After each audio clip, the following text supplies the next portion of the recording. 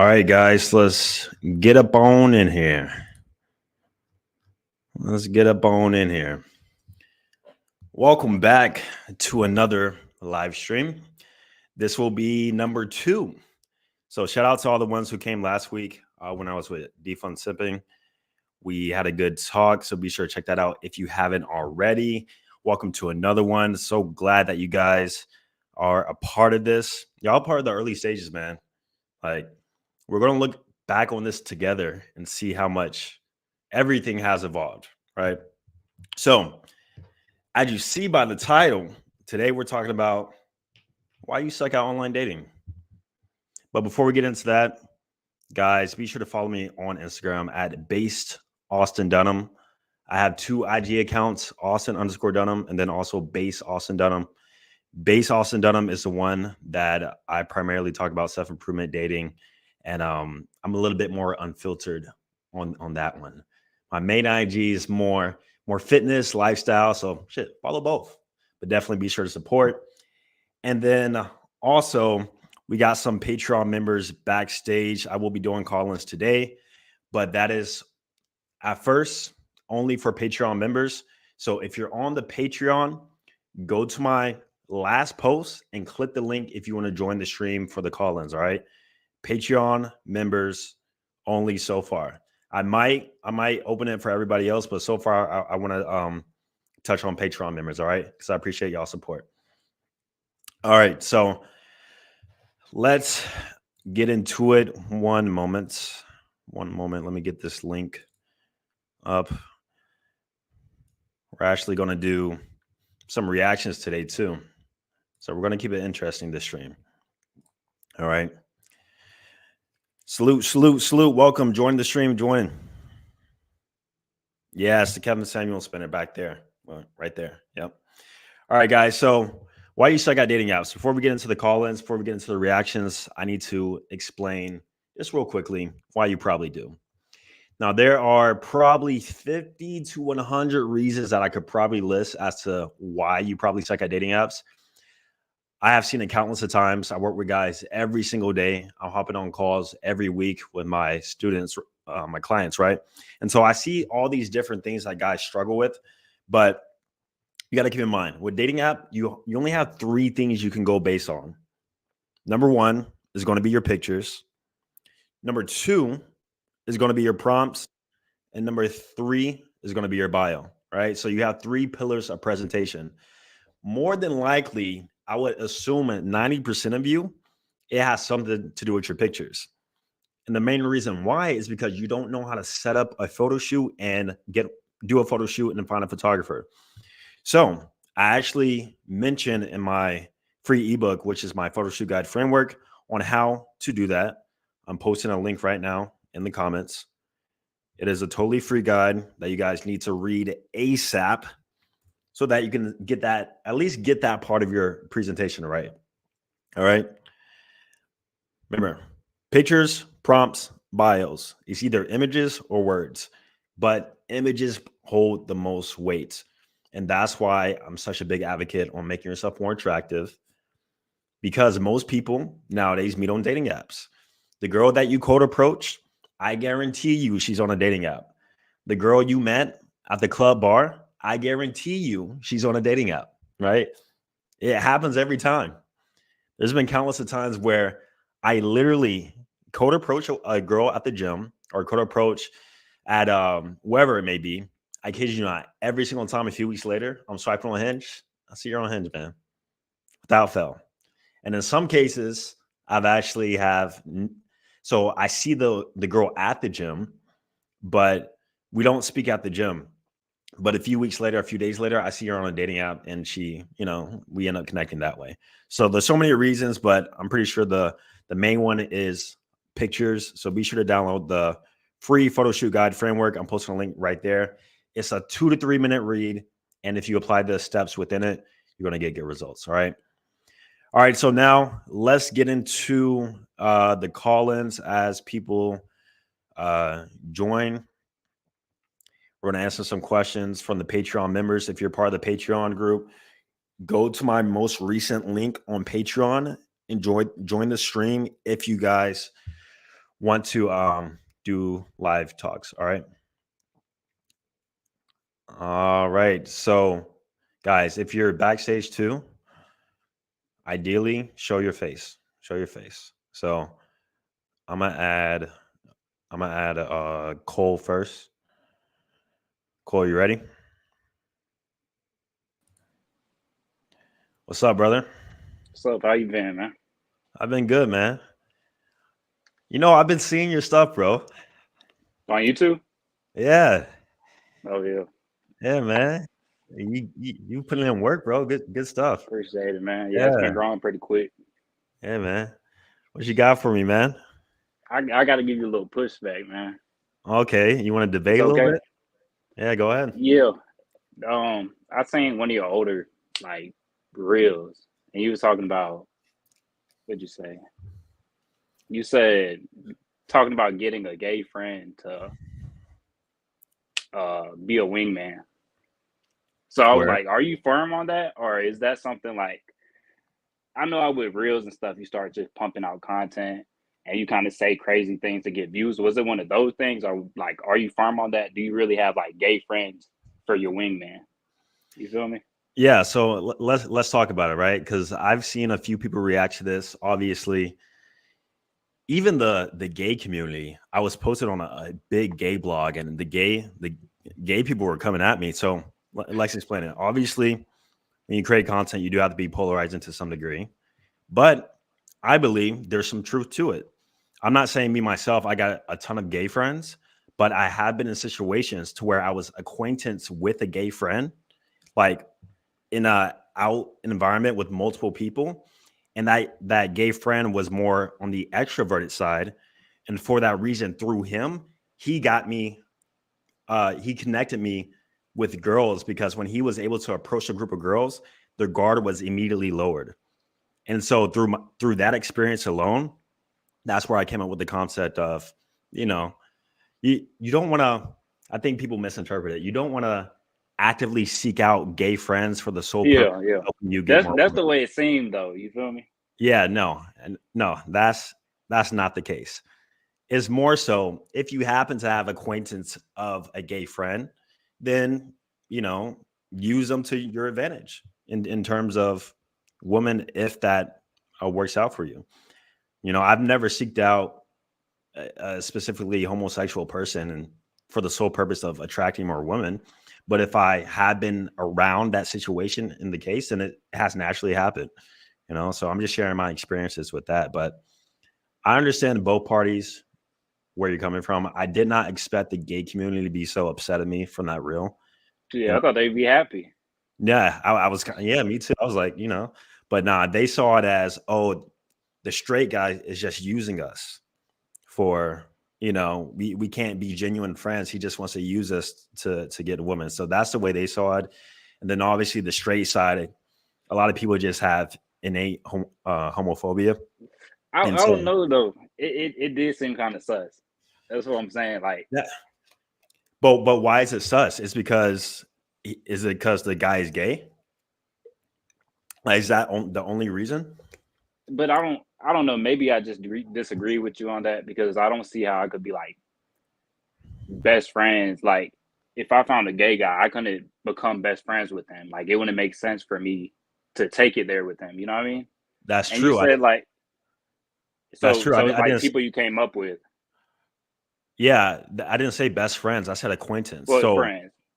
yeah, like if you're, I'm not saying like you hang out with the gay dude all the time, but I've been in unique scenarios to where a friend, a friend of a friend was a gay dude, but not like a flamboyant, wearing pink every day gay dude. He's like one of those like masculine gay dudes. I'm not sure if you ever met them, but you will have no idea that this dude is gay.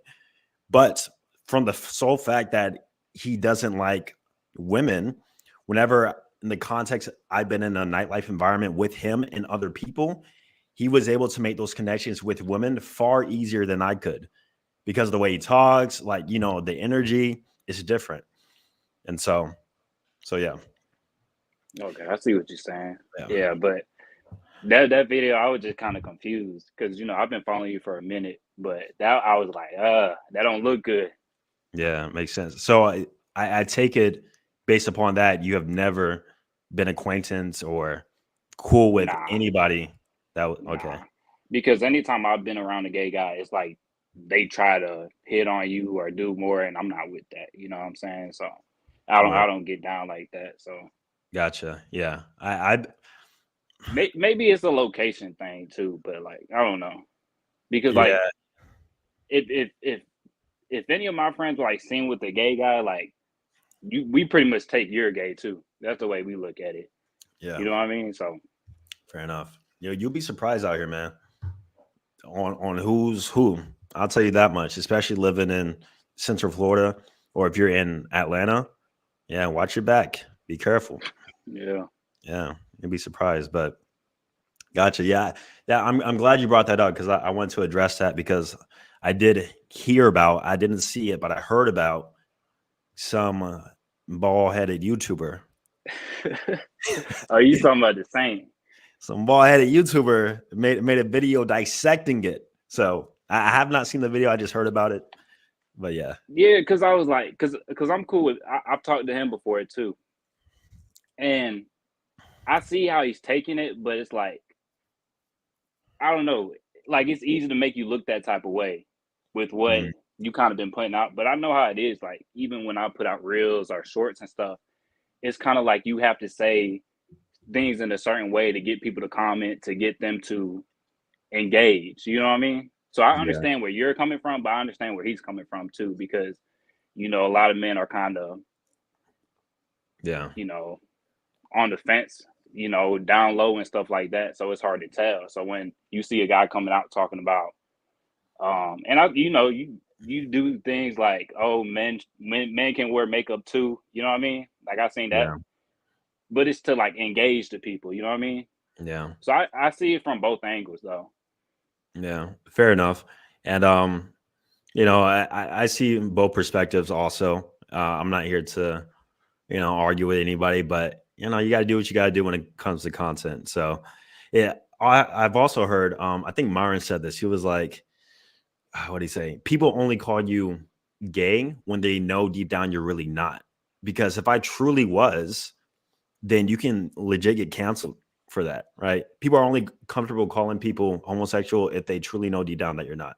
Yeah. You know, imagine somebody actually like flaming like a gay person. Like that's on the road to cancellation right there. So yeah, but yeah, got anything else, bro? Nah, that was it. Gotcha, gotcha. Oh man, keep doing your thing, man. Like I said, I All see you right. popping up here and there. Good talk to you, bro. I appreciate it, man.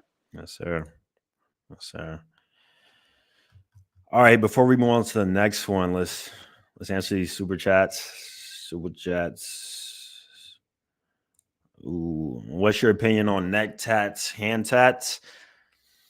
Not my thing.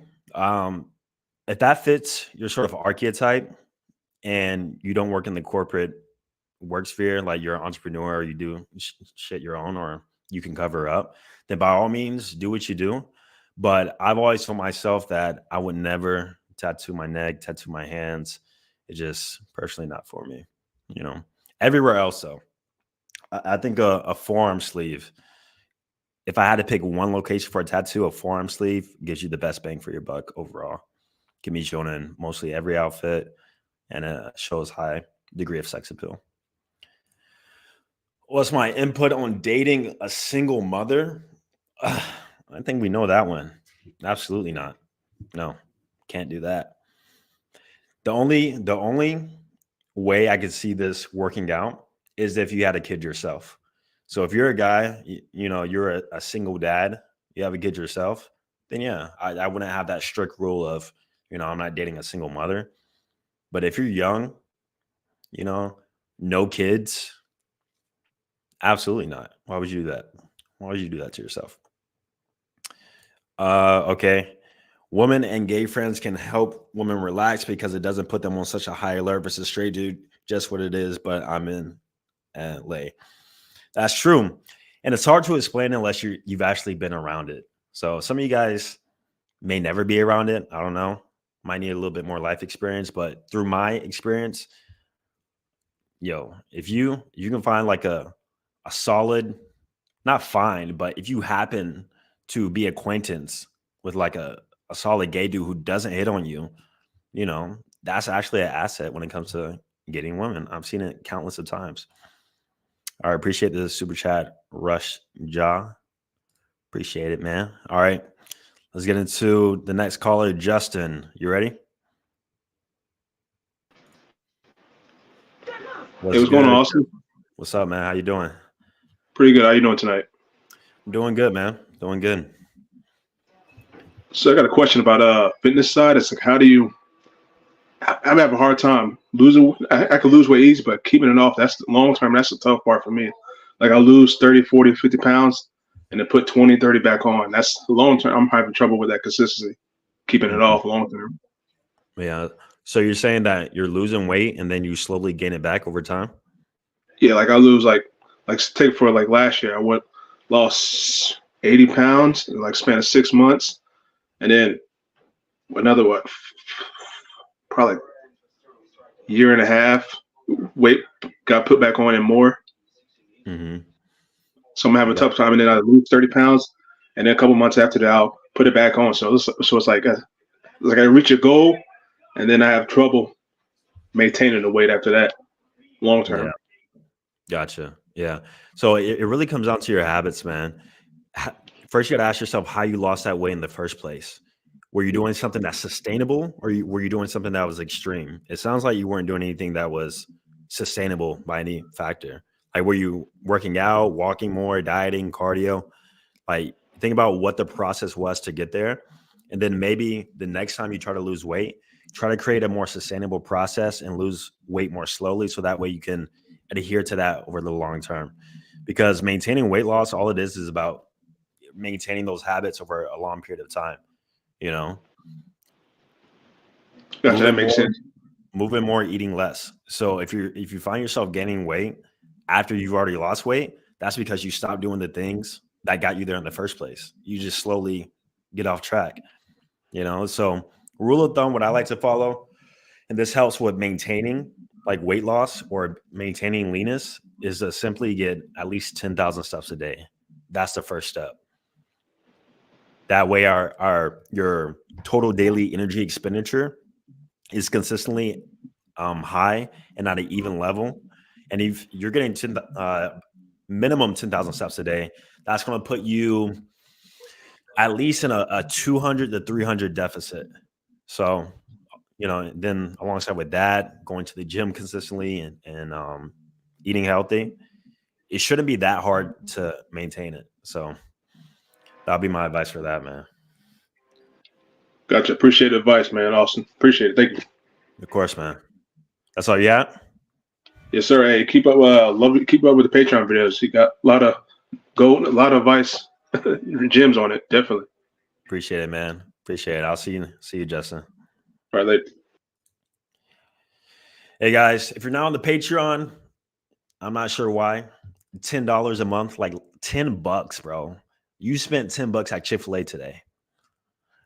I spent $10 on a pack of Prime. Get some free game. Review my Hinge profile. I got some juicy story times. Where are we at? Like over 200 videos on the Patreon. So, yeah. And then Patreon members, remember, go to my most recent link and join the stream if you want to do the call-in. Most recent link. All right. We got Akshay. Akshay, can you show your face? Are you able to do that for me?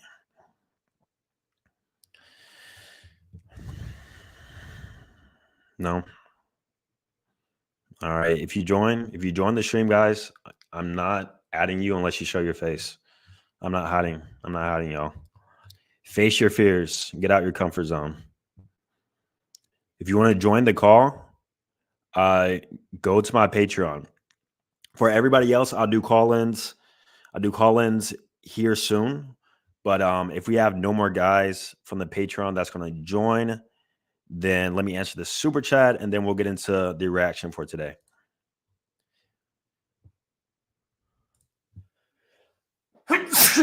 Ugh.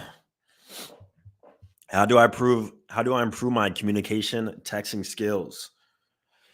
The way you improve your texting skills and communication skills is by having intent, having a goal, having a purpose. The problem I see with guys on dating apps too is you're mindlessly texting, mindless conversation, small talk.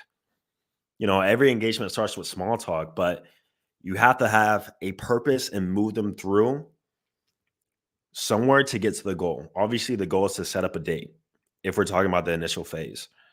So text with intent, have purpose. And that's why I like to have my dating funnel sort of set up. I talked about this on Patreon. I've talked about it to my Digital Romeo clients, right? I believe in a funneling system. So, and then alongside with that, the way you get better at communication is just by communicating more. All the information you digest, all the things that you guys try to theorize and, read hella books on, trial and error and taking action will always be your greatest learning lesson. If I had to give one piece of advice in terms of taking action and learning things, learning skills, actually just doing it is how you're going to actually learn the most. Yes, apply the information that you're learning, but everybody's going to be a little bit different. The way I text isn't going to be the same way you text. The way that you set up a date isn't going to be the same way that I set up a date, right? You're going to learn personally more through your trial and error. So yeah. But obviously you need volume and matches to do that, right? And that starts off with your presentation. So if you guys haven't already, I'm going to post a photo shoot guide link down below in the chat. This is a free guide. It'll take about 3 minutes to read. I'm going to guide you on how you can actually start taking photo shoots, how you can find a photographer and actually take the first steps to putting your image out there. All right. All right. So nobody else has joined yet. Let me answer some questions from the chat. Do we have any questions from the chat? Okay. We got another person who joined. If you're joining the stream, please show your face. Please show your face if you're joining the stream. Patreon is definitely worth it. Shout out to you, man. Guys, I'm not adding you if you don't show your face. I'm not adding you. Show your face. This is a face-to-face communication. All right. I'm going to add more people to the call later in the call. All right. All right. So I guess nobody wants to show their face. Let's react to this video. Let's react to this video. Let me see.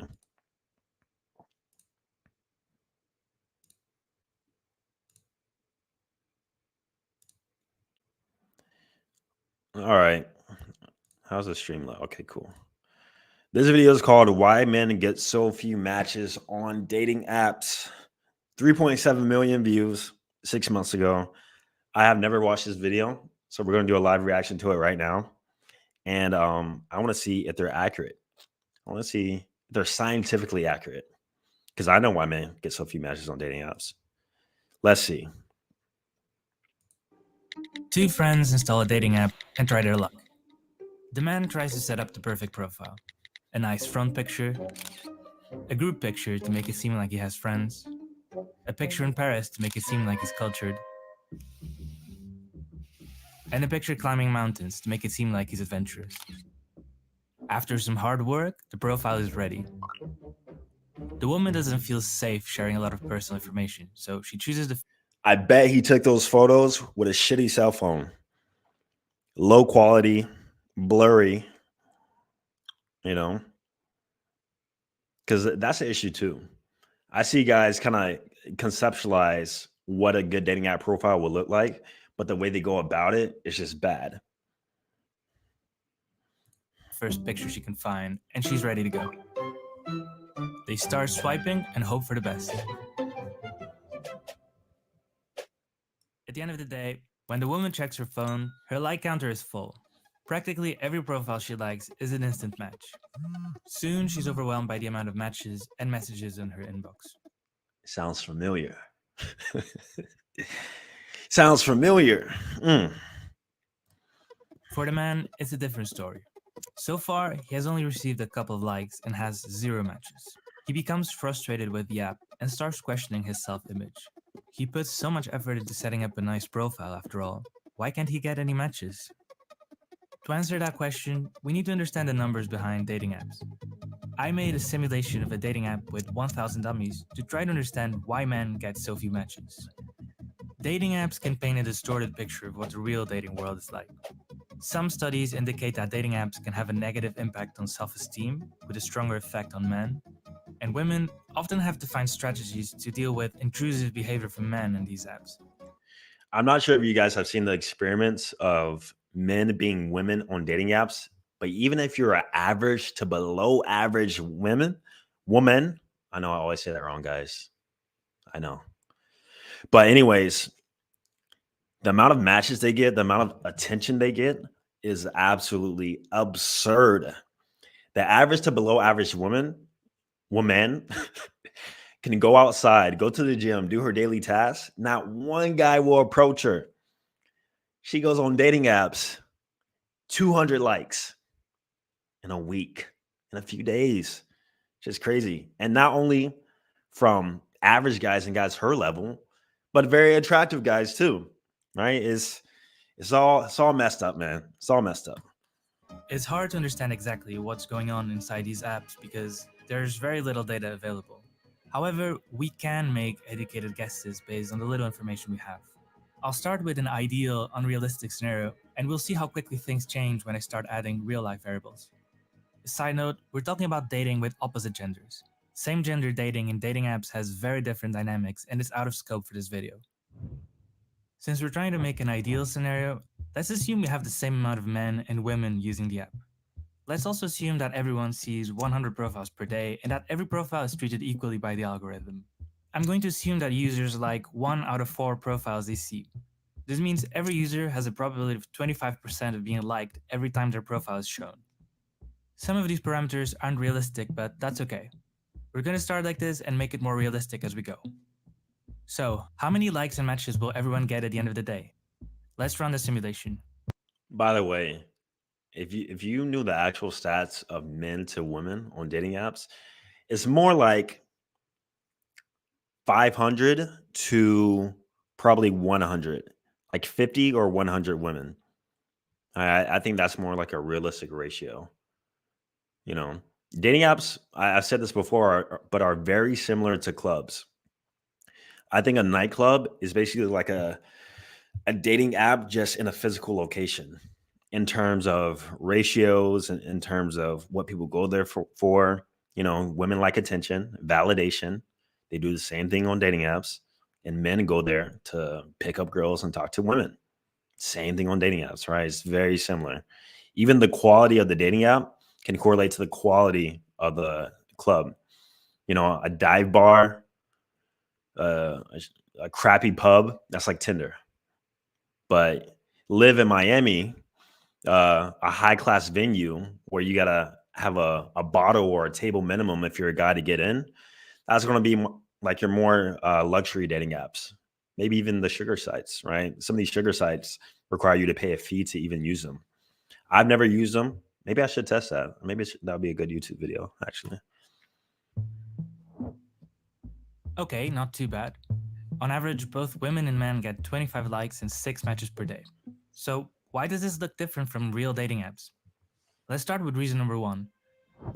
There are more male than female users. I was able to find user gender data for Tinder and Bumble, 2 of the most popular dating apps in the world. In both apps, there were significantly more men using the app than women. In our simulation, I'm going to keep it simple and assume we have 2 men for every woman, a ratio somewhere between Tinder's and Bumble. Okay, I was close. I was almost there. I said, what I say, 100 to 500. So close. I ran the simulation again, and the differences were big. I'm gonna give you a chance to pause the video in case you want to try to guess how many likes and matches users get. All right. Simulation results scenario 2, 33 women, 60 men. I have no idea. There's too much math. I don't know. We now start to see the first signs of a gender imbalance in the results.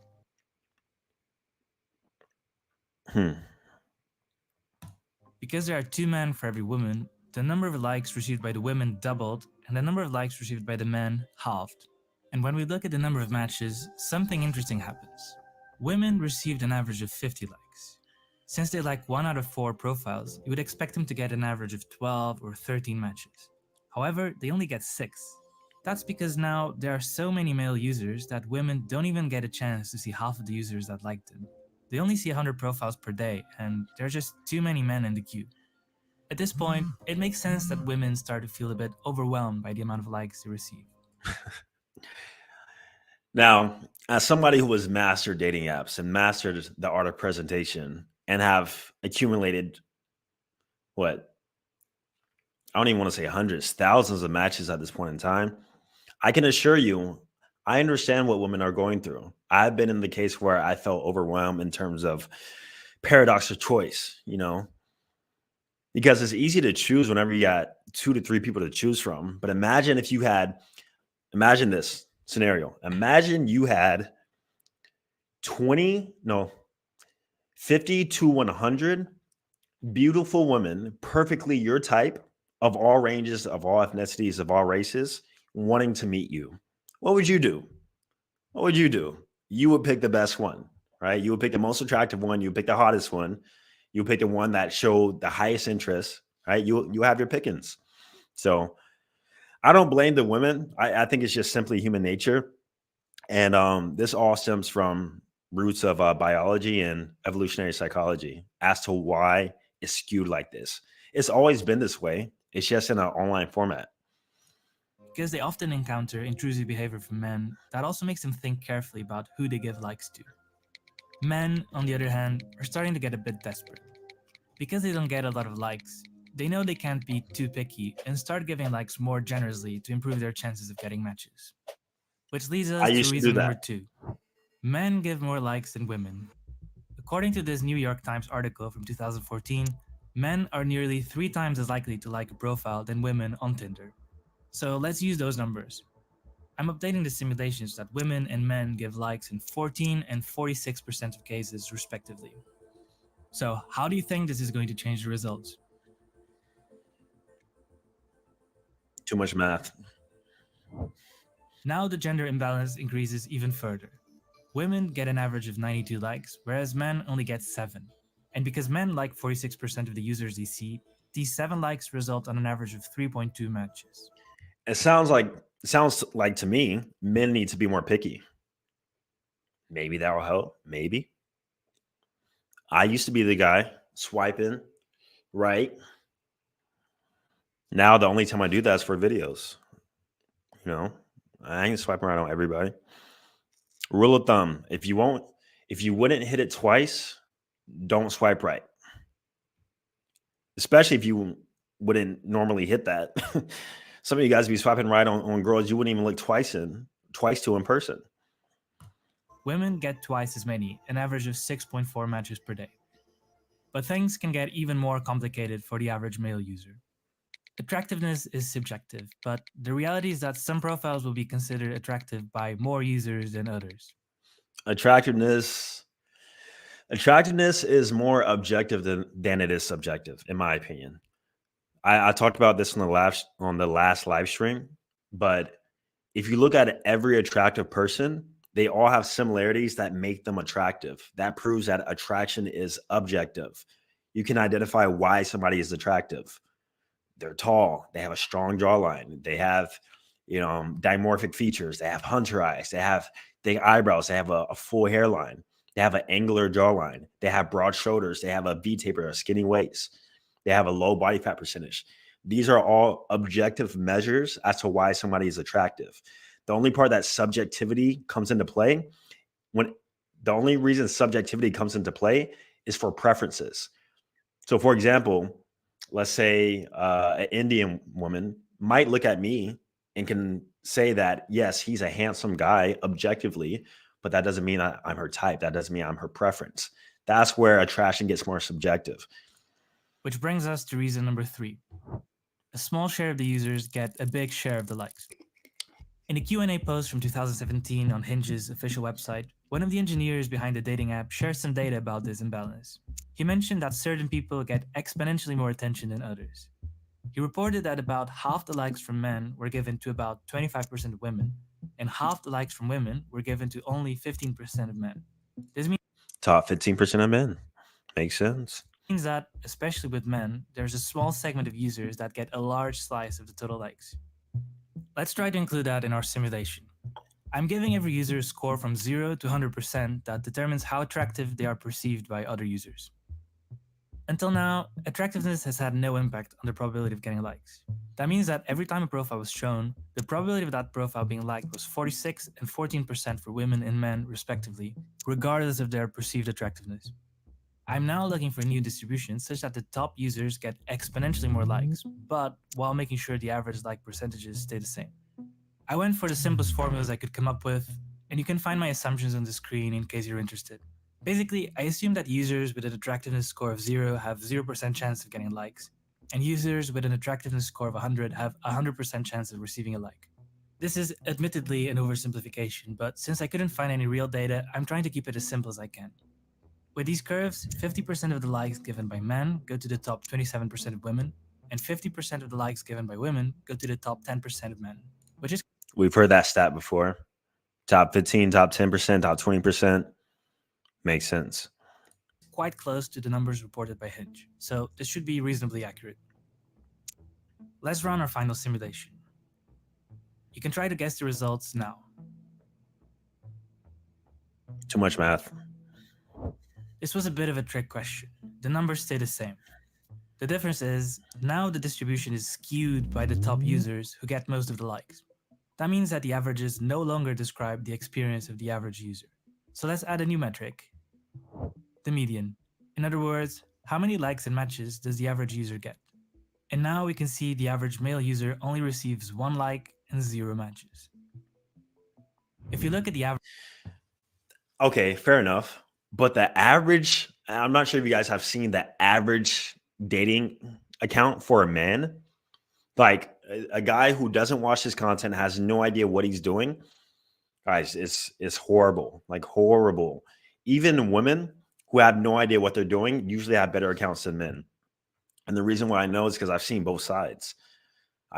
Obviously I've seen women's dating app profiles, especially on Hinge. Like some of these girls' profiles are very curated.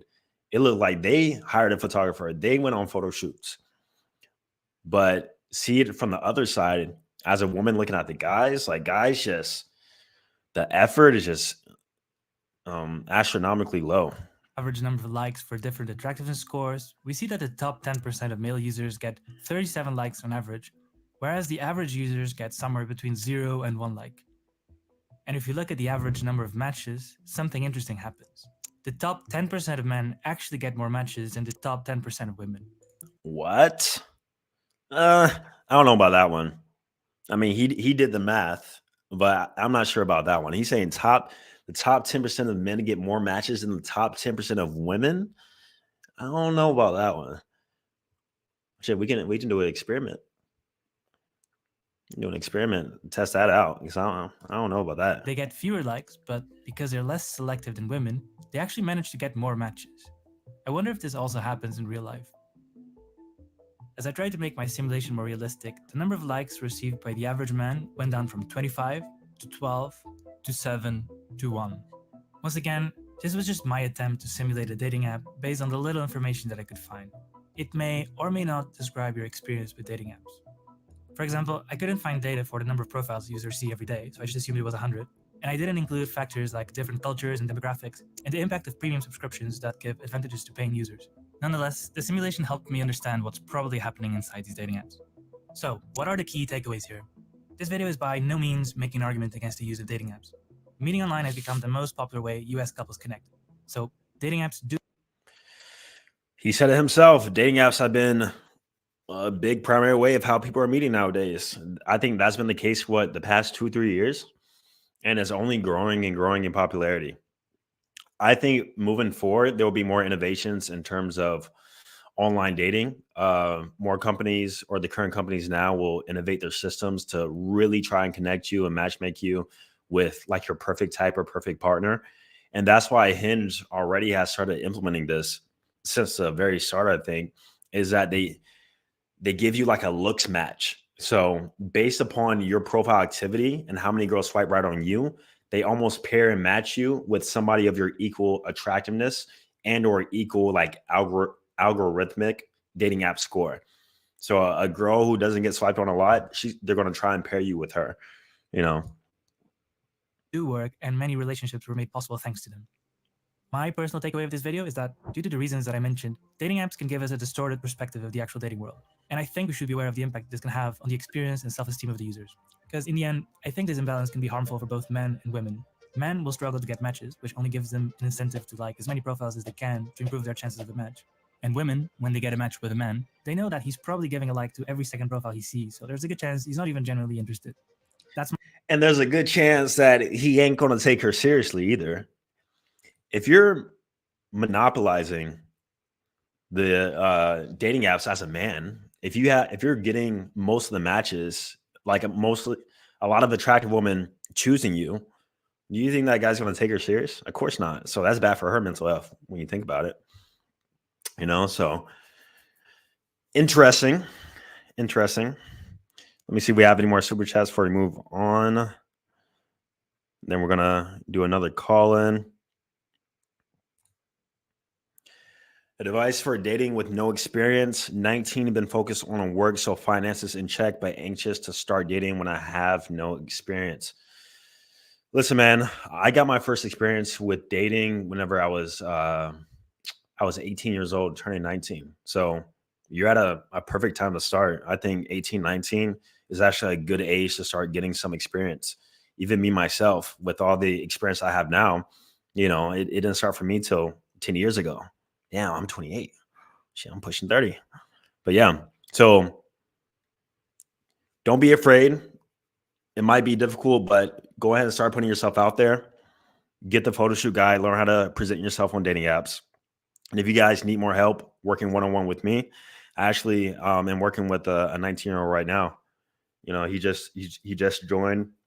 You know, he's not in college, and we're working on fixing his style and stuff. So get the photo shoot guide. I'm gonna post the link in the chat once again.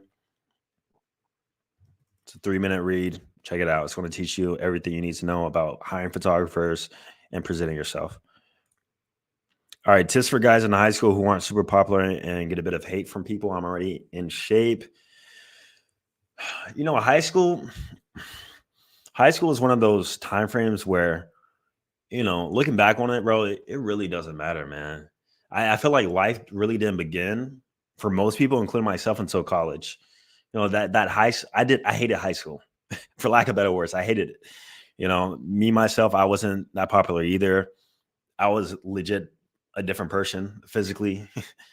And for that reason, you know, I just like to stick with my normal crowd and not take it too seriously, man. But if you're not super popular and you want to change that, then my biggest advice would be to join some sort of group, be a part of organizations. That's one thing. If I was to have a son in the future, especially if he's in high school, middle school, I will always make sure that he's a part of organizations. He has to be a part of a team and have a greater impact. Because whenever you have that sense of community, not only that's going to help you build status, that's going to help you make friends, and it's good for your mental health too. So me, I was a band nerd. I was a band geek.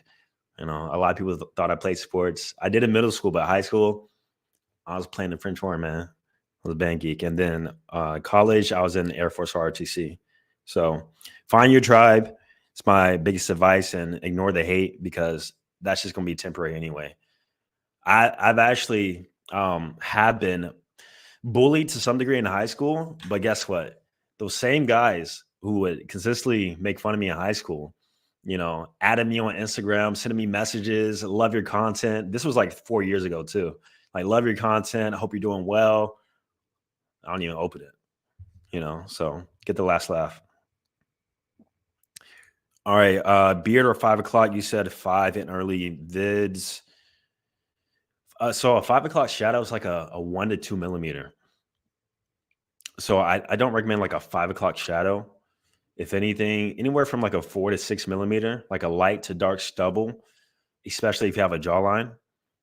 Me personally, right now, check out my beard routine video. I'm doing like a 4 millimeter on the sides, and then I keep the chin hair for my face shape personally. But yeah, go for beard if you can, but like a stubble beard, not like a 5 o'clock shadow. All right. All right. We got another call in. Bobby, you ready? Yo, what's up, man? How you doing? Doing good, bro. Yeah, bro. I had a question slash video idea. So, do you know or have you ever tried like that new Tinder subscription, the one that's like $600 or something, Tinder Select? You heard about that? Yeah, I've heard about it. Of course, I have not used it, but I've seen the ads for it. Yeah. Yeah, me too. They're trying to get me to sign up, but I'm not gonna pay for that shit, man. That's way too much. But I read online that apparently like it removes the block that they put on your Elo score or something like that. Like it puts you at the top of the algorithm. So I thought that could be like a video idea you could try out in the future, like a week on Tinder Select or something. Yeah, that's crazy. So it pretty much it alters the algorithm for you to be like algorithmically the most attractive out of the pool of men. Yeah, practically. Because you know how Tinder's algorithm, like the whole Elo score thing, how they show you to a small subset of girls in the beginning, and based on how many you swipe right on you, they'll place you in a category. Yeah. Something like that. Yeah, that practically almost keeps like a permanent boost on from like the videos I've watched, but there's not like many channels covering it. So Yeah. Well, I'm banned on Tinder, but I might find a workaround so I can probably do that. I mean, it's a write-off. I write off $600. The business expenses, all good. Yeah. I would love to test it actually, but I feel like that would, especially if it's marked and the women can see that you've paid $600. I don't think that would be like a good look. yeah, well, that's the thing, right? Because they have like this optional badge you can have that puts it on your profile. Yeah, and you can remove it. But it's funny because I've been reading online. When a woman falls on a profile that has like the badge, their whole screen starts vibrating and flashing. So it's like a forced 5 second animation that they're stalking, and they're making like these posts complaining about it. So I thought it's funny. That's hilarious. And the guys who are actually buying that are probably the most unattractive guys on Tinder, not getting results. So yeah, probably them. like people want to be like sugar daddies or something. Yeah, that's insane. But yeah, I'll add that to the list, man. I'll try to get a workaround. Do you know if you have to be invited for this, or you can just sign up? From what I've read, you need to have like platinum first, and then once you have platinum, you can upgrade to that. Gotcha. Okay.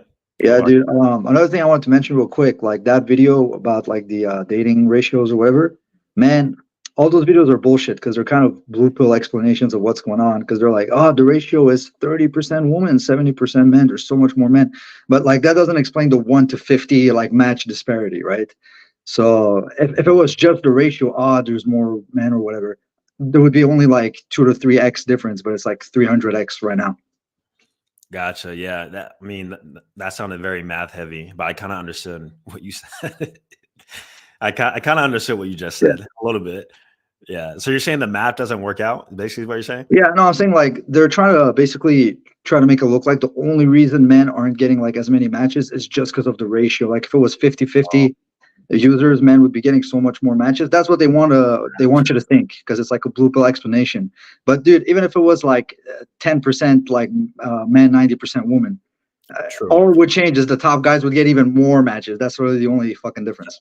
Facts. I believe that. Absolutely. That's true. Yeah. So based on that perspective, I mean, ratios, the fact that there are so much more men does make it more competitive. But like you said, even if there were more women and it was flip-flop, the woman would still choose the top men, So yeah, pretty much. It doesn't make a difference. And I know you made a video, I think it was showing your Hinge or Tinder match rate. It was like 36%, right? Or something? Something like that. Yeah, I forgot. Yeah, it was on your Patreon. Dude, that shit is insane because on Tinder, like after I took professional photos and everything, my match rate went up from like 2% to 10, 11%. And I thought I was crushing it. I was like, yo, 1 out of 10 swipes, I get a match. But then it's like 1 out of 3, which is fucking insane for Tinder if you're a dude. Yeah, I guess so. I didn't know if it was good or not. I was just sharing the results, but yeah, I guess so, man. Yeah, I'll take it. Yeah. Awesome, man. But in terms of the ratios, I was watching a Dan Blazerian interview, and based on his logic, he was saying so he would throw these parties with more ideal ratios between the women and men. I forgot the exact ratio. It might have been like 10-1. So for every 10 women, there's one guy. And for that reason, guys who normally wouldn't get laid or wouldn't get any play did because of the women were competing for the men because there was such a small amount. So I'm Correct. curious if that was to play a part into like a dating app, would that, would that skew it? Does that go against kind of what we just said? I don't know. Yeah, Yeah. I mean, I guess we won't know. It's always guys that are going to sign up mostly. So Yeah. I'll create my own dating app where it'll be the women get in free and then guys is invite only and you got to pay for it. So that way we can test the ratios. Clubs do this. yeah, Yeah. Thanks, man. Well, appreciate your support, Bobby. You got anything else for me? no, man, that's it. Take care. Great stream. Gotcha. Awesome, man. See you. Dope. What do y'all think about that video? Y'all agree, disagree? What's up? W caller. All right, guys. Ask your questions away. Dating apps, whatever it may be, ask away. And also, don't forget, post a link to the photo shoot guide. Bam, bam, bam. Awesome. We're going to name the app. I have no idea what I'm going to name the app. But who knows? I can either create my own or I can invest in one. There's a new dating app every single week, and they all email me. Every single one. Love your YouTube channel. Would you like to review this dating app for us? Even when I swipe on TikTok, new dating app. And they're all trash too. Like these niche dating apps, especially if they advertise like a hookup app, I already know it's going to be trash. It's literally, speaking about ratios, it's probably like for every 500 guys, there's like one girl, if that. Like the ratios are horrible and nobody's on it. All right. Base CBO. And a lot of women are bots and promoting OnlyFans, so ratios are probably worse than said. True, especially on these niche dating apps, man.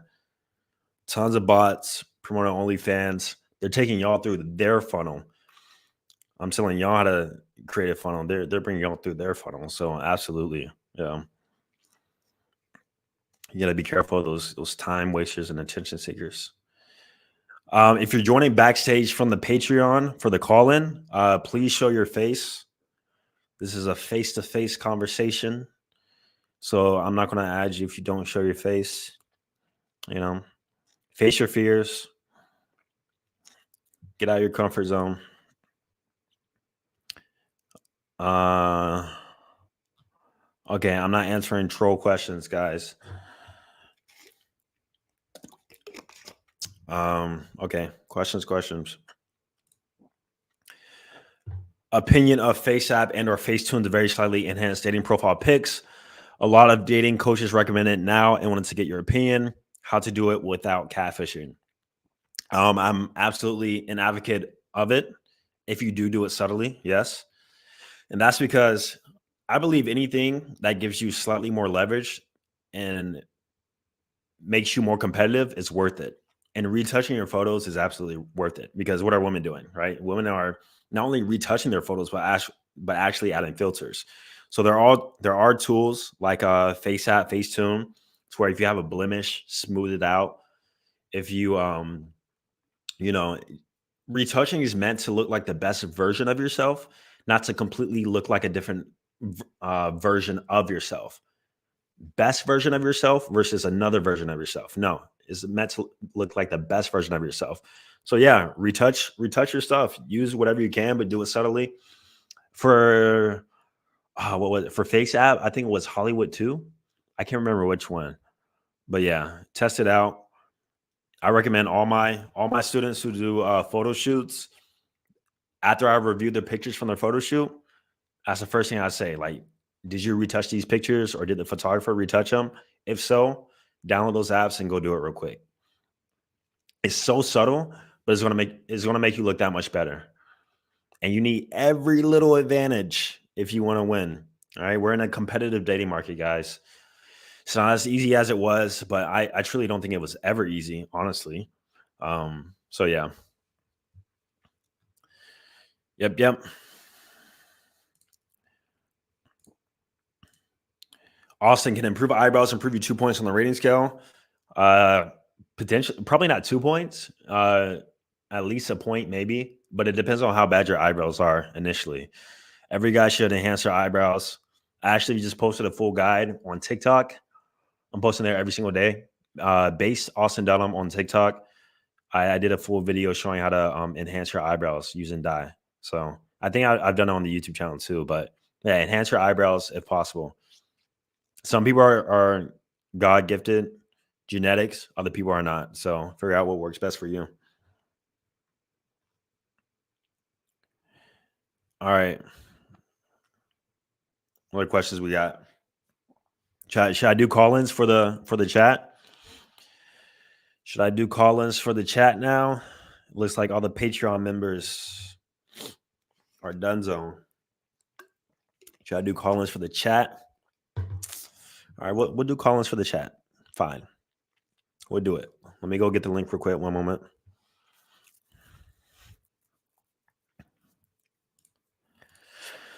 Uno momento.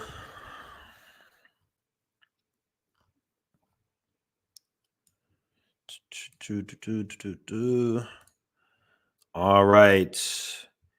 If you want to call in from the chat, I'm posting a link right now in the chat. Join the stream.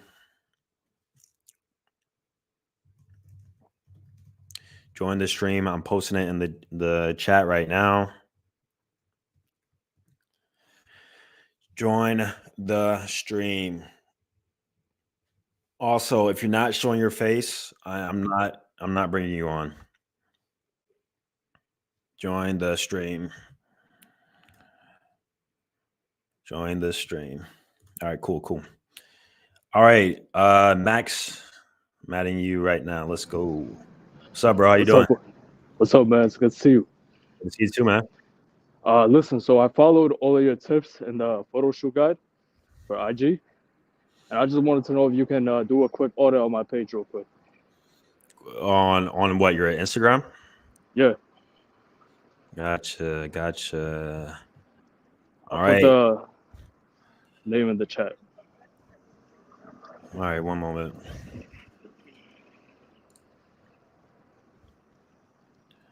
One moment. Let me open an IG real quick. Where's the name? I don't see it. It's in the StreamYard chat. Oh, okay. I see it. Yeah.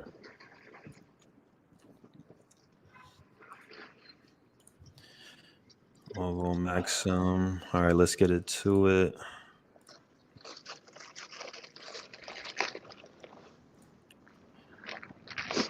All right, let's get to it.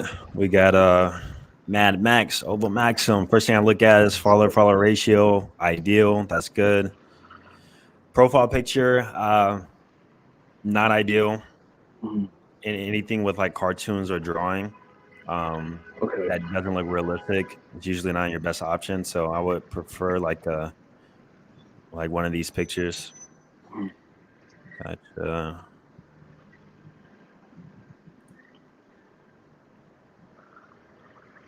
Gotcha. Highlights normal. Now let's look at your grid. Gotcha. So you hired a photographer for this? Yeah, that's actually my boy. He's a photographer, so he helped me out. Nice.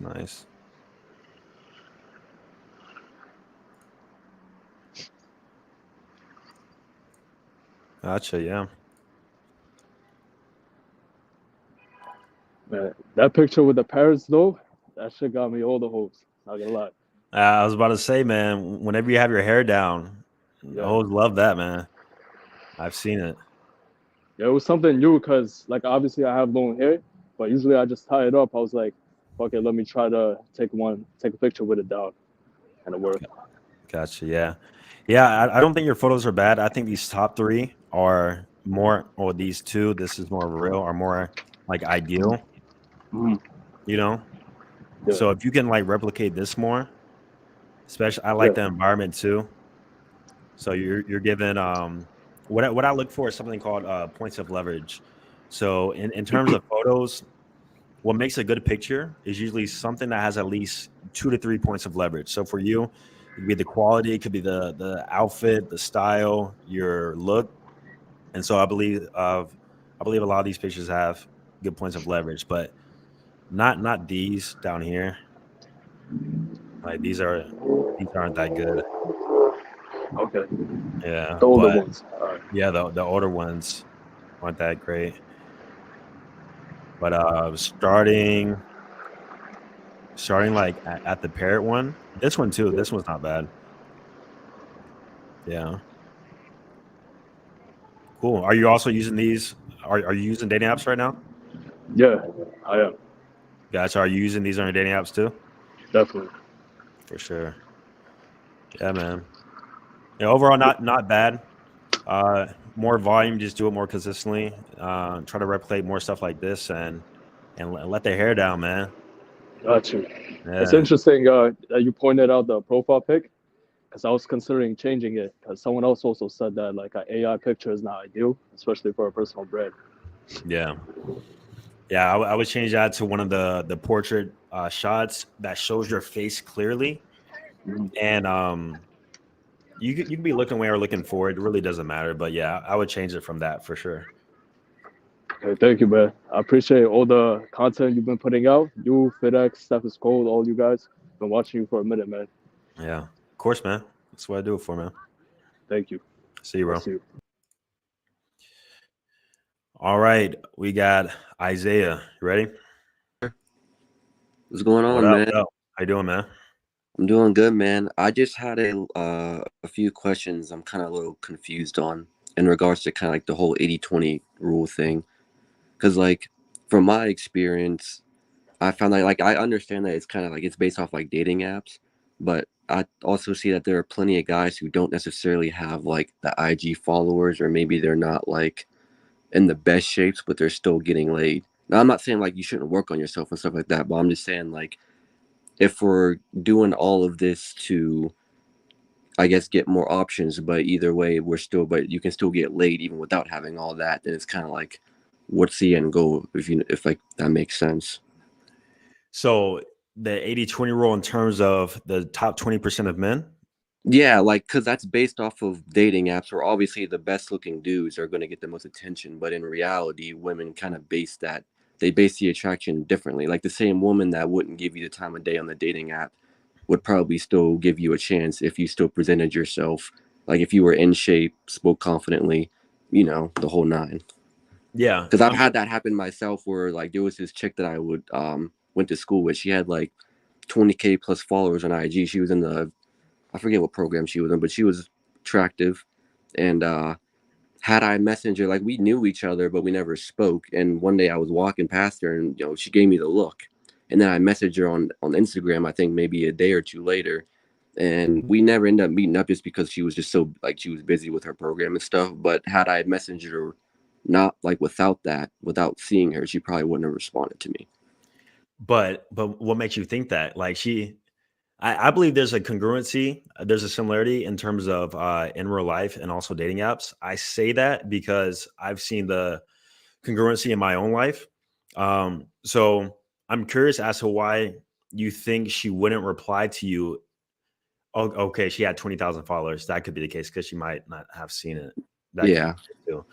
But for example, the same girl, if she was it sounded like she gave you a choosing signal. It was more like a warmer pro sort of thing. So the fact that she chose you tells me that she found you attractive. And if you were to present yourself the right way and you guys were to meet on a dating app, you probably will be able to back that, in my experience. But in terms of cold sliding in Instagram, yeah, that probably wouldn't have worked out, only because she probably wouldn't have seen it or multiple reasons. But I get what you're saying. And that's why I don't believe only using online dating to your arsenal is not good. You should use everything to your advantage. That's why having the skill of cold approaching and talking to women is useful, is beneficial under certain contexts and circumstances, but also having like good presentation and like an online strategy too, in the case where you can meet women who you never would have met otherwise, you know. But so yeah, women do choose men for multiple reasons though. It's not solely based on looks all the time, but is based on the context of what they can go off of. So yeah, that's what I was gonna ask, because like we always talk about like what it means to be high value and whatnot, but I don't know if you saw my comment or my question earlier, but I asked like, isn't high value technically subjective? Because you could be someone like Drake, even though most people aren't going to be like Drake, but still get rejected. Like you said earlier about the whole looks maxing thing, that like objectively you can be like, you can look good, but the rejection comes in just off of women having their own preference. So that's kind of where I'm a little bit confused on where, well, why then do we have to kind of go to this extreme just to get this outcome when we can be not like average, but like just slightly above average? Like if you're in shape, have slightly above average in looks, but say your income isn't, 6 figures, couldn't you still, clean up a little bit? Yeah, I mean, of course you can. Like the attractive guy who's broke is cleaning up too, but he's probably not keeping them. Like there's multiple layers to the game, right? It's not just attracting and just sleeping with women, but eventually you're going to get to a point where you want to keep those women that you do sleep with, and you need other pillars about yourself in order to do that. I literally posted a short today. I was like, I know a ton of guys who can attract women, but the reason why they can is because the woman you keep is a reflection of how you're doing in your life. So if you're living with your mom, 25 plus years old, it's going to be a little bit more difficult for you, even though you probably can sleep with women. And plus, in terms of the high value metric and overall self-improvement beyond average, I think it surpasses more than just the fact of trying to get women. Like at some point, it's more for your own well-being, and you're just doing it for yourself. Right. I don't want to make 6 figures because I'm trying to attract women. I want to make 6 figures because I want to live a life of abundance and do what I want and have freedom, So it goes beyond women too. Yeah, no, I just kind of wanted to bring that up because I kind of felt as if like a lot of guys they hear that and they feel as if, oh, well, since I'm not making that. And I kind of felt that way at one point, where it's like I'm only 23, but I kind of felt that way, like, oh, wow, like if I'm not making a certain amount of income, that means that I'm not good enough to attract women. And so I felt like that's kind of an unhealthy way to look at it. And I think that some of the red pill stuff is it views things from a black and white lens when there's kind of more nuance to it. So I just kind of wanted more context for those certain things. Yeah, fair enough. But also keep in mind, it's not the fact that men are saying you're not good enough if you're not making 6 figures, but that's literally what the women are saying. How much money do you want your man to make? Yeah, but what they say though, and what they actually settle for are two different things. Like there are plenty, that's equivalent to me saying that I want a Ferrari, but I'll happily take a Mustang.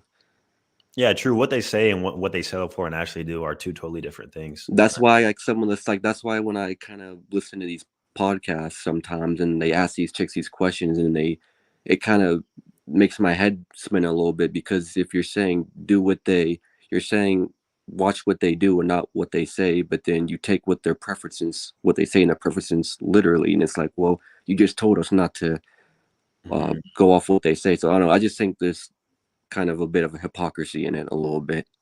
Yeah, fair enough. And I get what you're saying, but I don't know, that doesn't change the fact to me that I still would want to improve, like solely for myself. But, yeah, of course. Yeah, but regardless, you're the more higher value, like tangibly, you are on paper, more than likely that's going to correlate to more success with women. More than likely, it'll be rare if it didn't, especially if you level up holistically. So not just your money, but also like your looks, your money, your status, like your charisma, your confidence, the way you speak, everything, and you're going to get results. But I do understand where you're coming from, though. There are a bit of nuances in terms of the things we talk about. Yeah, I just had one more question in regards to like the Instagram thing. So like as a man, like as a guy, what would you say would be, I guess, the best follower? Like how many followers would you say would be good enough to show social proof? Because like I feel like no matter how much you get, there's always going to be someone that has more than you. Yeah. Yeah. Once again, another nuance, but I believe once you hit about, it can be anywhere from like 5 to 10K. What number you have a K by your name? I think it's 10. I have 8K. Is it like a K or is it a number? I forgot. Oh wait, no, it's 10K. My fault. I personally have 8,000, but no, it's 10K. Yeah, I think around 5 to 10K, but ideally 10K is where you can start indirectly leveraging social proof, because most guys don't have like 5 to 10K on their IG. Yeah, because most of my hookups have been from social media. I mean, I struck more out than I did struck, but like I still, just off the numbers online, it's a lot harder. Mhm. But yeah, it's just, I don't know. But hey, man, I appreciate you answering the questions, though. That's kind of all I got. Of course, bro. Thanks for joining, man. Yes, sir. See you. Good questions. Good stuff. All right, Will, I'm gonna add you. What's up, man? How you doing? Sorry, brother. How you doing? I'm doing good. Doing well myself, thank you. Just coming off like end of a grueling day. Well, not grueling, more eventful. But Yeah. I just have a couple of questions for you. So, I guess the first one being around minoxidil. So I've been doing it for like a couple of years now, and like ordering to grow the beard, the eyebrows, the hair, like et cetera, et cetera. I was wondering more so like after you use it, how do you keep hydration going? Yeah. So the minoxidil is drying out your skin. Yeah, 100%. Yeah. So I remember I had this happen. I would get like flaky skin. This was probably like 6 months in using it twice a day. And the best thing you can do is simply just double up the moisturizer afterwards. So you wash your face, put it on, then after use like some sort of moisturizer and then just lather it up, man. So for example, teas, you use the AM moisturizer, just put a little bit extra on. Yeah, and that's right after. Like I usually wait like an hour, but like by then it's like really dried out. You know what I mean? Yeah, you don't gotta wait that long because it's a chemical, so it's absorbed in your skin, and it does that within, I would say, like 15, 20 minutes, ideally. So you can put moisturizer in after that. Then just if it keeps drying out, it keeps getting flaky, then try just combating it with Vaseline. That could help too. Oils and a moisturizer, like anything that just keeps it moisturized, and that should probably help. But you may just be prone to the flaky skinness. For me personally, it went away over time though. Mm-hmm. And how about like different complexion, right? So like there would be like a minoxidil line. So like the skin, well, yeah, I guess the area that I put on minoxidil is lighter than the rest of my face, I guess because of the chemicals. Do you also like have like any advice there? I've never experienced that, but you notice it on like both sides of your face. Yeah. So like the cheek, like if I put on the hairline, then the hairline as well, it'll just be like a little bit lighter, different skin complexion compared to like the rest of my face. Are you using foam 5%? Yeah, foam. Interesting. I never had that. It depends on how light is going, and is it temporary or is it like permanent? Like you wash your face and it's still like lighter. Yeah. I wash my face; it's still lighter, but it's not like it's not Yeah. like crazy. Like I haven't used minoxidil in like a month, and it's like pretty much gone. Gotcha. Yeah. I mean, in that case, you pretty much can't really do anything about that. Either stop using it or change up your frequency. So like every other day, maybe, so that it's not like impacting the skin too much, and maybe that could help. 100%. Yeah. Yeah. Well, yeah, I suppose like off of minoxidil, just like two other questions if I have time. Uh, I'm Go ahead. Okay. Go ahead. So I was wondering, like, since you're an entrepreneur, Big Baller Austin can really like work out anywhere that you choose. I was wondering, like, have you thought about like the best areas to live? Because I'm kind of like in the same like entrepreneur journey. Well, Mhm. not in the same field. Like I'm working on a business for like 2024, just putting my head down, not really doing anything. But like after that, I kind of want to like move out and like like Yeah. go different places or like work out at different places. Where you living right now? Right now, I'm like just outside of Baltimore. Baltimore. Okay. Yeah, it's I, just cheap. yeah. Um, any major hub is usually the best area to live. So I hate the West Coast though. From an entrepreneurial standpoint, the state income tax, just the cost of living, just not in your best interest. So I would stay on the East Coast. It seems like Austin, Houston, Miami. Uh, I don't even want to say New York, no, or Yeah, Atlanta.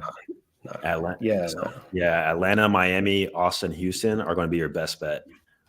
100%. Yeah, because I also follow Fit, and I saw that he went down to Miami. Yeah, I was just wondering, like moving out there, because I'm not talking to a woman right now. Like I'm just taking like a monastic focus to like actually crafting the business this year.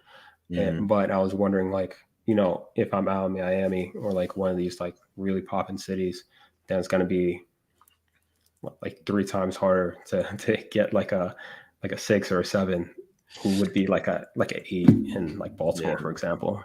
Yeah. The downside is definitely a more competitive dating market, but there's also a lot more women, so that could help too. But also, man, like, applying the concepts in terms of like presentation, making your looks more attractive, like all that stuff's going to help out.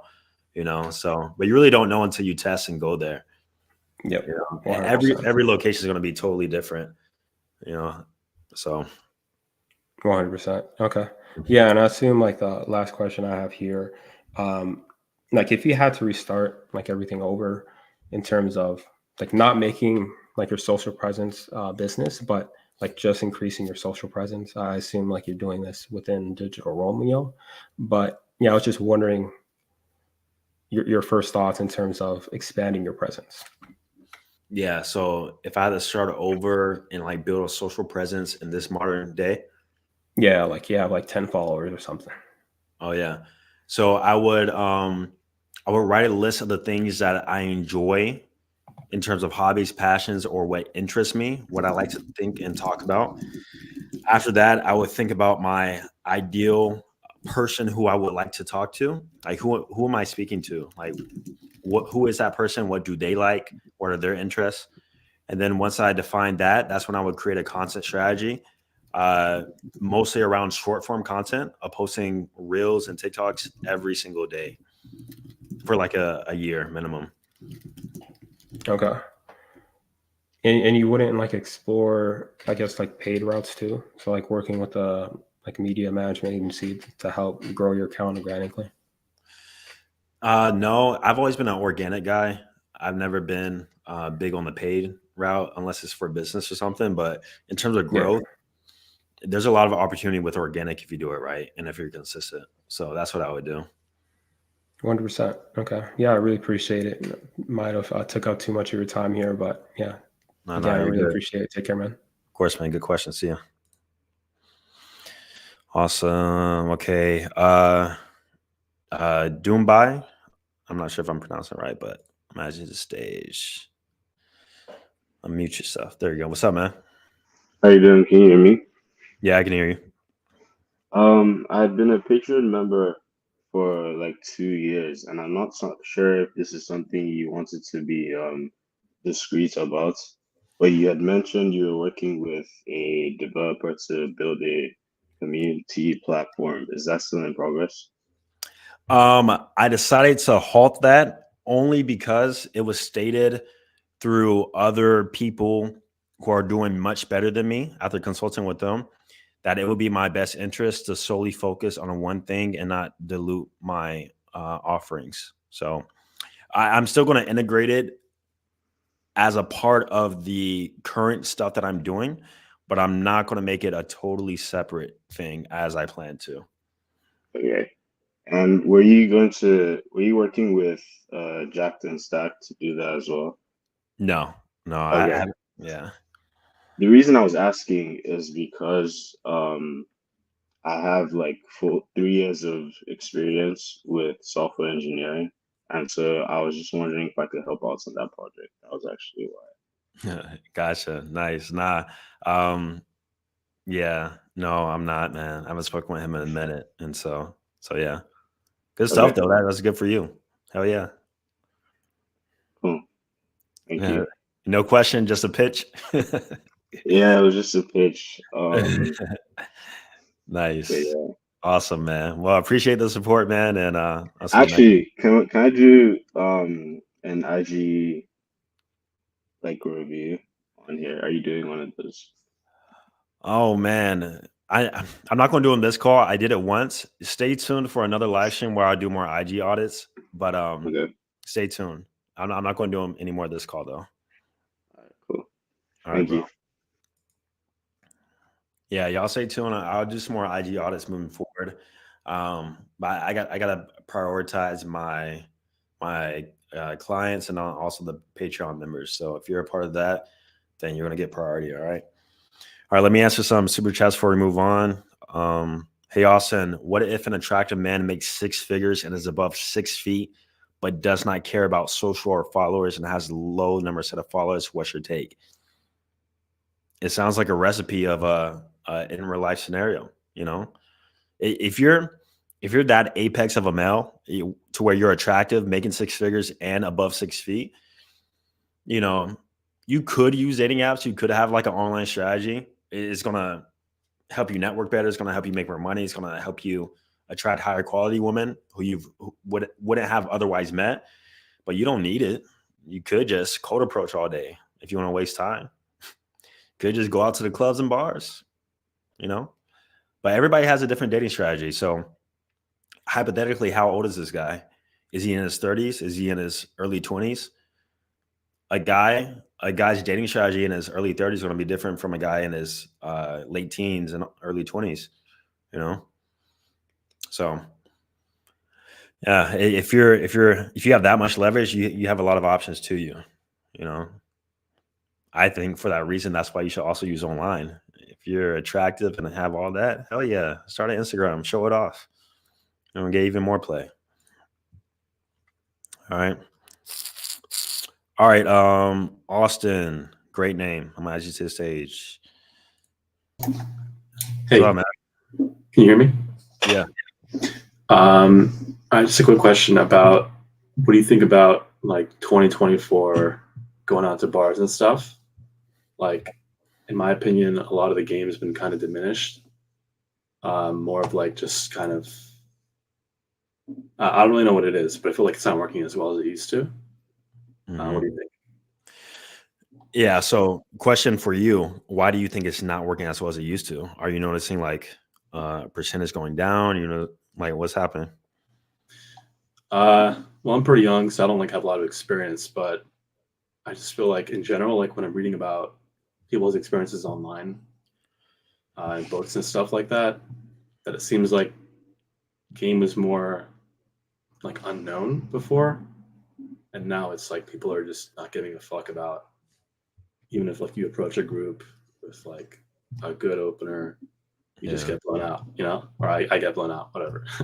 Gotcha. Yeah. I mean, I think bars, clubs, all that stuff will always be a viable way to meet women. It's not a preferred way that I like, though I have done it before. You know, I just don't like going out with the intent of meeting girls, especially at this point in my life. So personally, I don't prefer it. But if you're young, then I think, you know, 2024 is just like any other year. Tons of guys are meeting girls when they go out, you know, but you just got to position yourself a little bit better. So for you, you could probably work on more things about yourself to have like a higher close rate. It's probably like a bottleneck somewhere that you're not realizing in terms of either your look, the type of girls you're going after, your communication. But at the same time, anytime I go out or anytime I've ever cold approached a woman, I expect it not to go well. There's a stat where the best cold approachers in the world allegedly have like a 10% close rate. So that means for every 10 girls they approach, one will like give them the number or they'll close one or something like that. So anytime you go out, just keep that stat in mind. Like the best in the world have a 10% close rate. So Cool. Yeah, I've just been doing it a lot, and it's like killing my mental, you know. yeah. Yeah, if you're also, I'm not sure what city you live in, but if you are in a smaller city, it's a bit different than being in a bigger city. Because like the club game, well, it depends if you're in a club or a bar, but the club game is like kind of status driven. So if you don't have a table, if you're not like popping to some degree and you're just kind of on the floor, then it's a little bit different. I felt that way in Miami. If you guys have ever been to Live, what's it called, Live or Live? I forgot what it's called. Yeah. Yeah, like if you don't have a table, like you are a nobody. Really? Ain't nobody studying you. Yeah. Okay. Was there Steve Aoki? Yeah. One more question for you, just out of curiosity. Have you ever read or like followed like the old style, like PUAs, like mystery, or read his books? Yeah, so I've never read a mystery book. That stuff came out when I was like 16, 17 years old. So I was super young. So I've never actively like practiced strategies in terms of the in real life pickup. But I was reading a lot about it even then, and like 10 years ago. I was on like So Suave forums and all that, reading these articles. So yeah, I'm familiar with it, but I've never practiced it in action. I kind of developed my own style, you know. Cool. All right. Yeah. Well, thanks. That's all. All right, Austin. See you, man. Cool. I live in Vegas. Yeah, Tom Banks. I was just in Vegas, man. The nightclub scene in Vegas is another level. Omnia, Teo, what's another one? Hakashan, something like that. I forgot what it's called. Yeah, that's just different. Isaiah, you ready? What's up, brother? Yo, what's good, man? So I have two questions, right? Mhm. But my first question is, what do you think? What is your thoughts on the longevity of like looks maxi, like that niche? Yeah, so every category or trend has its ups and downs. Red pill had the same thing back in 2020, 2021. It's kind of died out a little bit. Looks maxing is very popular last year. It might die out more this year. And then there's going to be something else. So with me being being within the social media space for a decade now, I know that things come and go. So I believe that'll be the same with looks maxing moving forward. Yeah. Yeah, bro. Exactly. That's exactly how I kind of feel too. Because same thing what you said about the whole red pill thing. Like, I know this since I'm not trying to get you demonetized or shit, but you know, like since like the brothers, you know what I'm saying?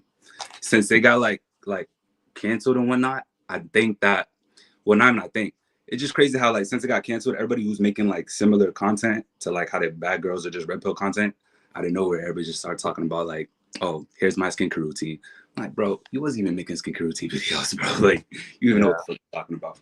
But what I do like about that content is that it's becoming more popular because back then, because I make content too myself, but back then, like, it was kind of looked at as like zesty or fruity to make like skincare videos or like, you know, taking care of yourself. Like, it's like they would slap on it, they would call you GAY, you know what I'm saying? But I like that now it's becoming a little bit more talked about.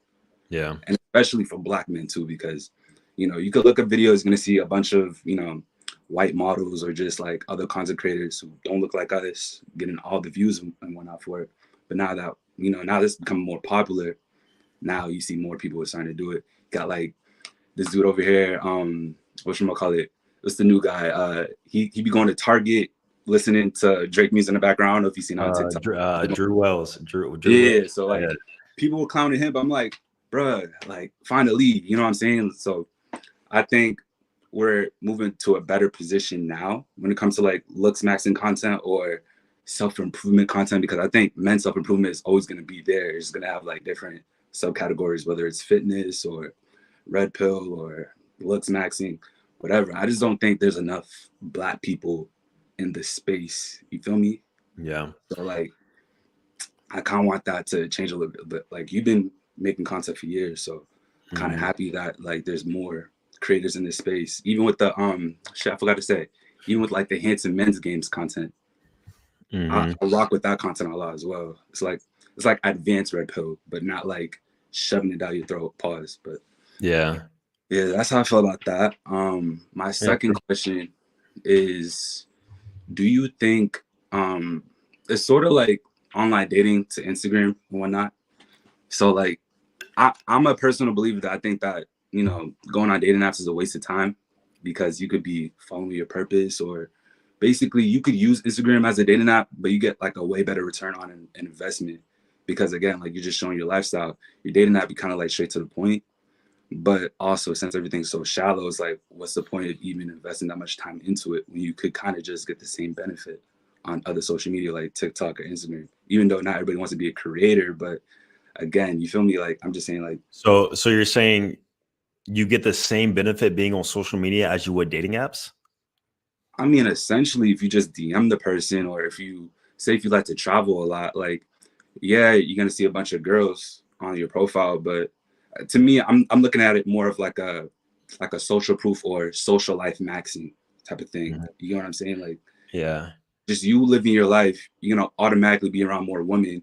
Yes, the convenience of being in your room, swiping away on your phone is great, but the amount of work to go from an app to a number to the actual link up, so much more work opposed to just like, you know, first impression. Like you could just be out and about, you could be at the gym, you could be at a party. I try not to do that at parties, but it's the easiest way to meet, you know, bad bitches. Yeah.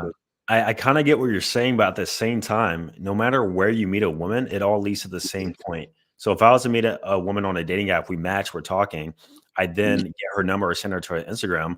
We're now at the same point of where if I was to meet the same girl on Instagram, you know, she's in the DMs and then I got her number. If you meet a girl in real life, you know, you get her Instagram, you're talking the DMs, then you get her number. Like it all leads to the same exact point of communication. So I don't understand kind of what you're saying. And then also to address the time wasting aspect.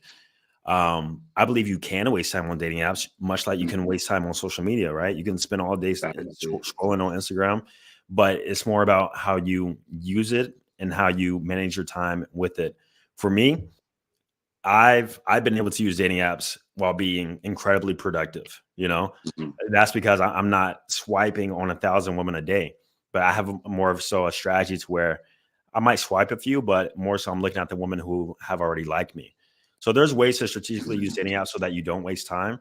But I'm not sure if I agree with you on the last point because I believe it all leads to the same point of communication, no matter where you meet the woman. well, I guess it's just like a preference thing. Like I noticed that from my experiences in dating apps, being on and off from it, it's like, okay, cool. I'm just looking at numbers here, right? Because you're basically playing a numbers game. Like I got like 100 matches. Out of that 100 matches, I got about probably like 20 numbers. Out of the 20 numbers, I probably, you know, talk to or try to make something work with like maybe 5, but I only end up meeting like probably 2 out of 3. But that was like literally 3 months of just, you know, every day on my phone. Let's see who matched me today. Oh, not her. Okay, cool. Talking message. All right. But you know, I met someone in person. But So you're saying based on those stats, it will take you 3 months to get 3 dates from dating apps? No, not 3 days. 3 days, not 3 days. But I'm saying like from like the funnel, I guess you could say, like from starting to using dating app, let's say like in January, right? All the way down to maybe like I want to say either the end of January or maybe February. That's when I would say like I would get someone to come and link up with me, or I'll get a girl who I had enough rapport with, or make her feel comfortable enough to come out. You feel me? But this is when I was kind of like inexperienced. Just recently, I was on a dating app when I was coming back from London, right? And I ended up talking to this model, and she was coming to freaking New York because I already came back home. I was only there for vacation. So this is why I was on Hinge. I forgot to delete it. So I was literally getting ready to delete it. She said I should come to New York. I did that in like a week. But after that, I'm like, bro, what's the point of me being on here? I just think that, you know, granted, it was on the app, and I probably would never have like seen her Instagram or met her in person. Like, what are the odds? But for me, that was like a sign, like, you know what?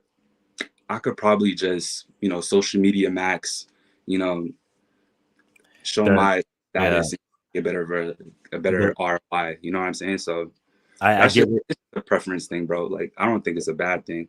Yeah, fair enough. It could be a preference thing, and I understand that. But I think the logic is so flawed because no matter where you meet a woman, the ROI is still going to be fairly similar. Mhm. So you can test this out. Approach 100 women in person. See how many of them you actually get out on a date. It's going to be the same exact ratio. Very similar. Yeah. Cold Like DM. approaching, yeah, you're right. Yeah, cold DM 100 women on Instagram. It's going to be a Mhm. very similar ratio, if not worse. So Yeah. dating apps is just another way to gather leads of women who you potentially could meet, who you otherwise would have never met. So if you use it strategically and if you use it the right way, then it can Mhm. actually play into your advantage alongside with using Instagram and other means, to meet women. But it's all a volume game. Dating is a huge volume game. Mhm. I mean, I'm a big fan of warm approaching, if you know what that is. Like, Of course, yeah. yes, type shit. But yeah, Yeah. that's all I got to say, bro. I'm big on like the first thing I was talking about, like just more Black content creators who are making looks maxing or men's self improvement content. I don't think Yeah. there's enough of us out here. I see myself as someone that's like the next up or on the come up, and I've taken like a lot of inspiration from your content and the other people that make similar content to you. So that's all I got to say, man. Appreciate you. Word, man. Appreciate it, man. Thanks for joining. Good, yeah. Oh yeah. Like I said, what I found is that no matter the medium, it's numbers games everywhere. It's a numbers game with even warmer approaching. Right? Every girl who gives you a choosing signal, you're not going to close. Ask me how I know. Every girl who sends you a message first from a dating app, you're not going to close. Every girl who messages you first on Instagram, you're not going to close. It's all a numbers game. And so since it is a numbers game, you need as much volume as possible for it to work out in your favor. That's also why I advocate for not using one dating app. If you are using dating apps, like use multiple. Be on as many grids as possible. That way you can run as much volume and you don't even realize that that so-and-so left you on red or whatever. All right, let's answer some questions. What do I think will be the next wave? Hard to say. Very hard to say. That's kind of like trying to predict the stock market. I have no idea. No idea. But if you guys are in the content game, if you're creating content, my advice is to move first and move fast. That's all I'm gonna say. Thanks for all the sauce and the Patreon. The photo styles one was really helpful. Going to apply on my IG post moving forward. Do you check your Instagram messages or Patreon is better to message you? If you're on the Patreon, send me a message on Patreon. I check about once a week. So I'll get back to you whenever I have the time. IG DMs, no. Do not mess me on IG DMs. I either won't see it or you're going to blend in with all the other messages. So yeah, send me a message. Austin, can you gain muscle by only doing push-ups? You can if you're inexperienced and untrained. If you've never bench pressed, if you've never done a lot of push-ups, then yeah, you can gain muscle by doing push-ups. But also, I'm not sure if you guys know, I come from calisthenics bodyweight training background. It's more about the push-up variation. So if you can do above 20 normal push-ups, change up the variation. Do close, go wide, do archer, try and do one arm. Like try to make it challenging for yourself. That's how you're going to build muscle. All right. Let me get the link real quick. We've been going for a minute, guys. I appreciate all the support. Appreciate you guys for tuning in to the second live stream. I'm not done yet. Don't leave just yet, brother. 1 minute. One moment. Y'all think the AI images look like me or no? Should I stop doing them? I know I've been getting a little bit of hate on it. I think they look like me. I don't know. Don't forget to download the photo shoot guide. It's a free framework on how you can start presenting yourself better by finding photographers. So I just posted a link down below in the chat. Y'all be sure to get that. It's absolutely free. No need to stop it, but it doesn't look like you. Hey, touche. I've sent this to some people, and some people say it does. I don't know. I got one, and it looked like me a lot. I might post it. I don't know. How to not go blue pill.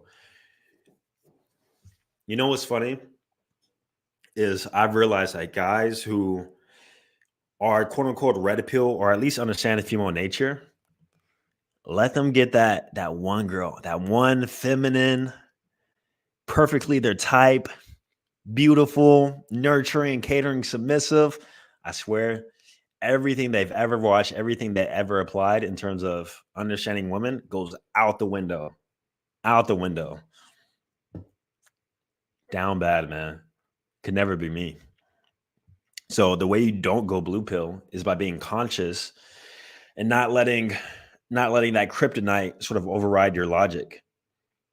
Men are logical, but men are also very emotional, especially guys who develop like really deep feelings for a woman, and their logic just tends to go out the window when they're in relationships. Like all the stuff they know not to do, they start doing it because they think that she's different. You know, oh, she wouldn't do this. She's different. She's a queen. She's nice. She would never treat me like that.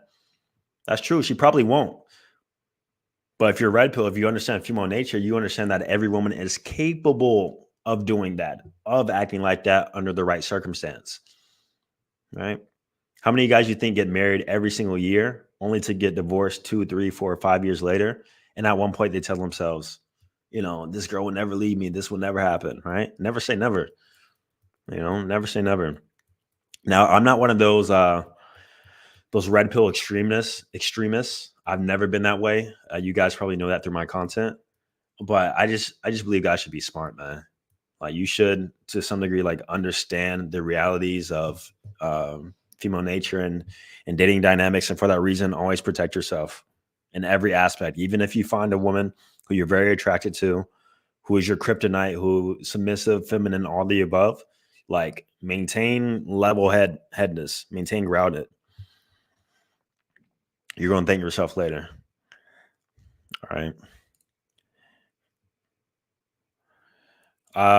Would I get married? No.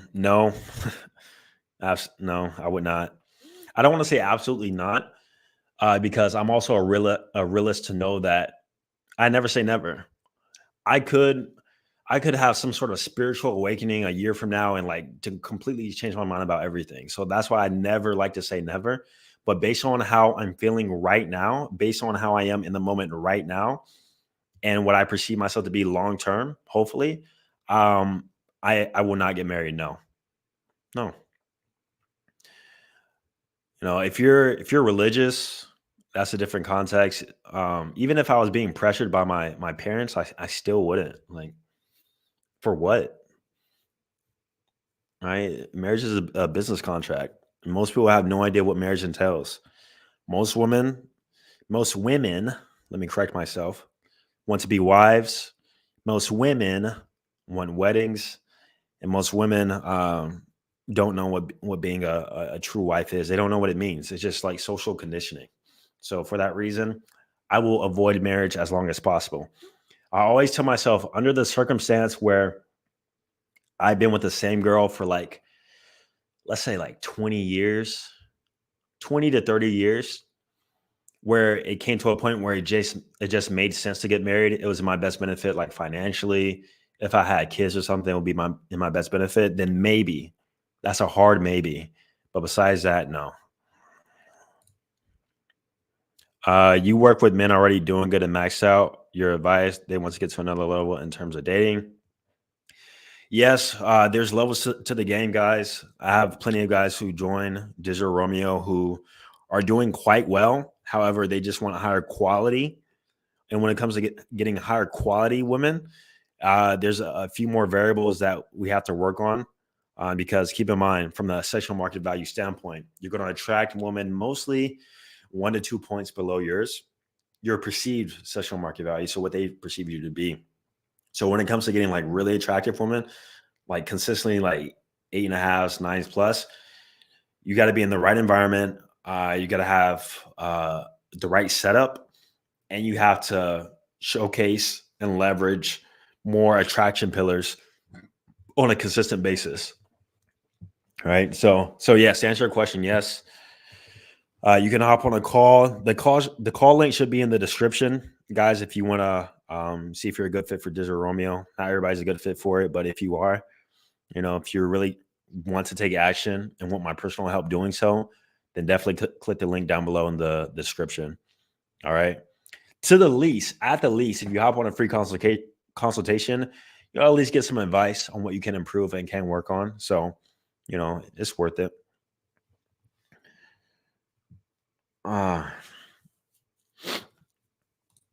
What is your take on having multiple girlfriends?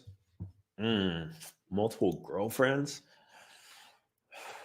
If we're talking like serious girlfriends, like girls you're emotionally invested with, not my cup of tea personally.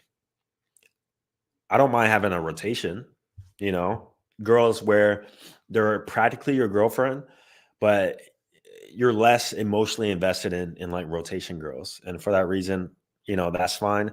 But in terms of having like 2 to 3 legit girlfriends, like what's it called? Polygamy? Not my cup of tea, personally. But every guy's different. How much do I weigh right now? I'm light.